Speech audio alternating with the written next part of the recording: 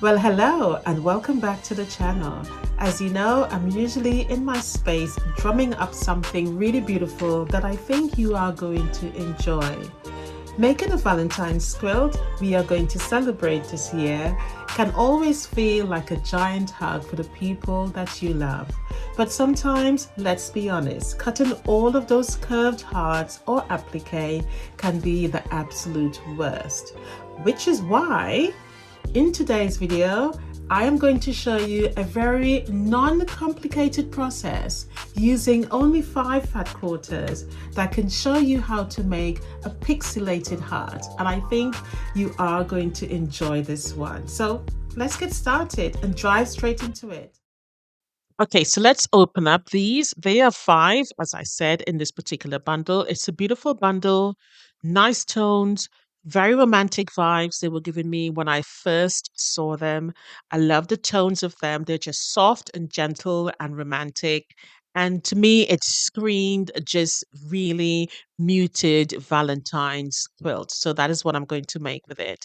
So I'm going to open this up and show you what they look like. The bundle is called Floral Abundance. So it's expected to be very florally, if that's a word. Don't come for me in the comments.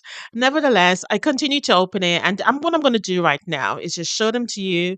I'm going to press them once we're done, and then I'm going to more or less start the cutting. But while I'm pressing and cutting, what I am going to do is take you to the market. I went to the market recently, and there was this company called Wandering Wildlife, and they tell you all about the beautiful animals here in Australia. And I thought this would be something really nice that you can enjoy if you've never seen some the animals as close as I were with them. So hopefully you enjoy it. Let me know down below if you like this sort of content where I bring you things, that I have experienced. And at least you can get a little bit of taste of what Australia is like. And these things happen quite a lot here in Australia, where you can actually go and touch the animals and get really up close and personal. So let's go to, it's not going to be long, so don't worry about skipping. I'm sure you're going to enjoy it. So let's go and hear what this young lady is saying to me about the animals here in Australia. So this is Bucket, the saltwater crocodile. He's a little male, educating today a really fun way to sex crocodiles. They have something called a cloaca, which birds, reptiles, fish have. It's a 3-way fun hole. Their urine, feces and genitals come out of there. If you apply a little bit of pressure on either side of their cloaca, their penis will pop out. Female crocodiles also have a clitoris, and the male crocodile's penis and the female's clitoris, when they're quite young, look quite similar. So sometimes it can be hard to tell which one's which. My vet originally thought he was a girl. Can I touch him underneath? Yeah, I gave him a little belly scratch. Oh, okay. I thought it was going to be really rough. He's like bumpy on the other side, but his tummy's super soft. Yeah. That's hello, baby. He's a baby, or Yeah. Hello, he's 4 years baby. old. Oh wow, he's big for 4. Well, they can get up to 6 meters long. So this is the largest living reptile in the world. So he's actually quite small. Oh my god. Yeah, he's got squishy little legs. They're like the best. Yeah, that's amazing. Yeah, he's beautiful. This is so good that you guys do that. Otherwise, you would never be able to touch them like this. No, not at all. That's amazing. Oh, look at his little feet. Oh, Yeah. Oh. He's got super cute little feet. So I guess that toughens up as he gets older. Yeah, so when they're fresh hatchlings, all these scoots on their back are really soft and squishy, and as they age, they sort of harden right up. But the squishiness in their legs and stuff, it doesn't. I've worked with 2+ meter crocodiles that are just as squishy as thighs and bum. Yeah, they're all super cute like that. I see. Oh, this is so fantastic. I love how you're using all the proper terminology. Try my best. Oh, his eyes are closed. He's just like soothing. That is amazing. Hello. What's his name? Bucket. Hello, Bucket. Bucket. Okay. Does he actually respond to it? No, but you can train them with music, so they can understand stuff. I've got a good friend of mine who she plays a different song for every different interaction that she has with him. So when she's cleaning his space or taking him out of the enclosure, or even there's one for going to the vet, and she'll play that song, and there's a different behaviour that goes with each song depending on what's happening in the space. So you can train them, but yeah, That's he's amazing. trained he eats in a certain corner, so he comes to a certain corner of the enclosure and waits for his food on his feeding day. So he knows his spots, and you can like target train them and stuff. You can get them to touch a target for their food, stuff like that. So they are very intelligent animals. So when he gets bigger, do you release him or he stays in? No, because he's captive bred and raised, there's only really two options for saltwater crocodiles in captivity. Either they get sent back up to the farms up north, where they basically end up on a production line for meat and skin, they end up cold. Or you, under very, very strict guidelines and with a lot of cooperation from the government, you can keep them until they're fully grown. But it does just take a lot of effort to make sure the setup's spot on, because down here in Victoria, it's just a bit too cold for them over the winter. Obviously up Northern Territory, Queensland, the winter's not quite have as chilly winds as we do down here, and that can damage their respiratory system. So you've got to make sure that they've got an indoor heated space over the winter period, so you don't hurt their lungs. So you know, well, you're very, very smart. Hello. he's a very good boy. Yeah, I can see that. Wow. My favourite bit is his little nose button. It's got like a squishy little nose button. It is soft, yes.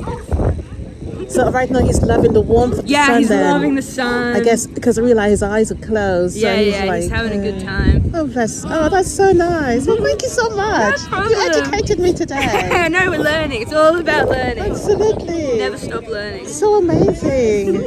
Thank you so much. Have a good day. Oh, you have a black head or brown head? Yeah.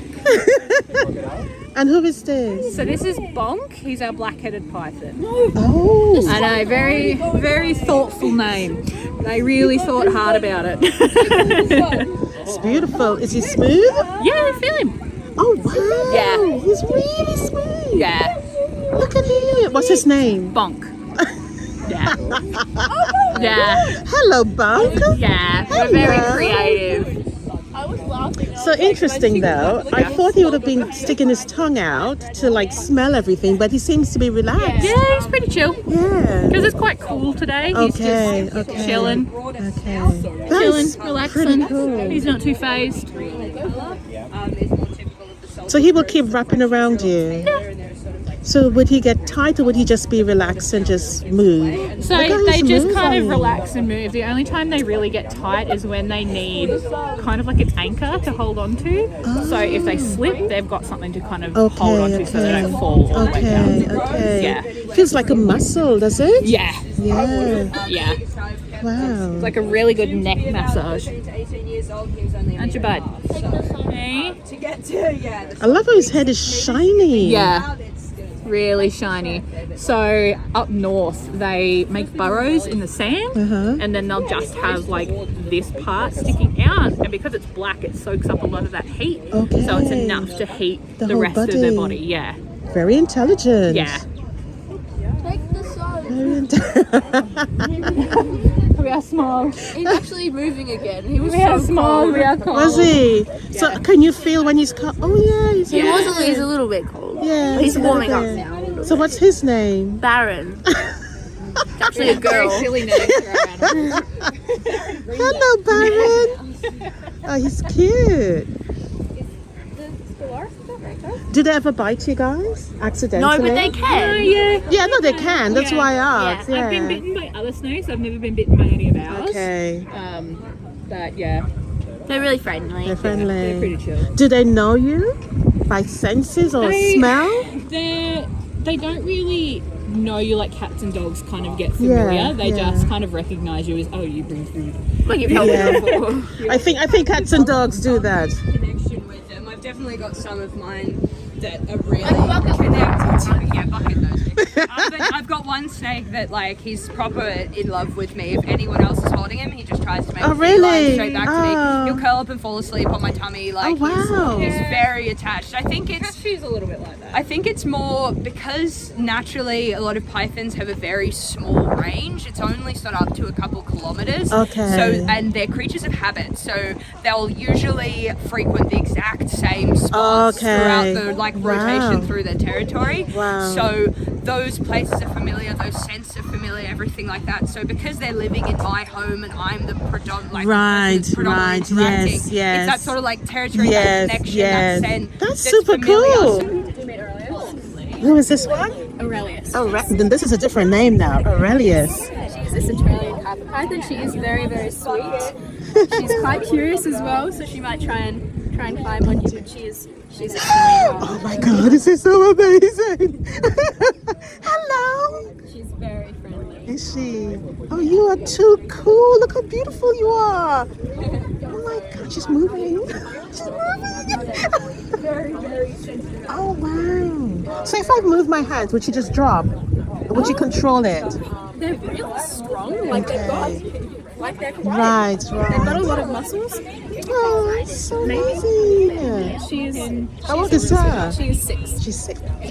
She's a big 6. She is pretty Big big. 6 and smooth as well. Centralians, they can get bigger, but I think they? this is around the average height. Yes. She's absolutely beautiful. Beautiful. Look at the tail there. Different colour See, altogether. they get darker the further down you go. So if you compare it to her top, it's quite different. So cute. These are my favourite species of Is snake it? because they're just so beautiful. And I love the shape of their face as well. Yeah. I think they're just It's almost like a little heart, you know? yeah, they're beautiful. It's gorgeous. Absolutely. Guys, you've educated me today. That's what we're Do you mind if I put this on my YouTube channel? Yeah, go for it. Can I just get your Oh, there you go. Lovely. Thank you, guys. Oh, that's There we go. super cool. Thank you so much, guys. Bye-bye. Once you've made all of your necessary cuts and laid them out in the right orientation, you need to chain piece. I will advise you to chain piece this because it can get very confusing, okay? Or you make one row at a time. You sew each row at a time, line them back up and put them back together. I mean, you're professional quilters, you know exactly what I mean by that. Okay, so next you would need to add your background squares to fill into the layout of the actual design. Now this quilt comprises of different quadrants and you will see that once I'm done laying them all out. All of the components are now completed. This is a very quick quilt. So I've already stitched at the bottom here in that particular row. You've got your middle row there and you've got your top row. And this is how you simply turn a stack of 5 fat quarters into a beautiful pixelated heart quilt. This one I definitely love. It is such a beautiful striking quilt that is not just perfect for Valentine's, but it's also perfect, you know, for any occasion and suited for any individual.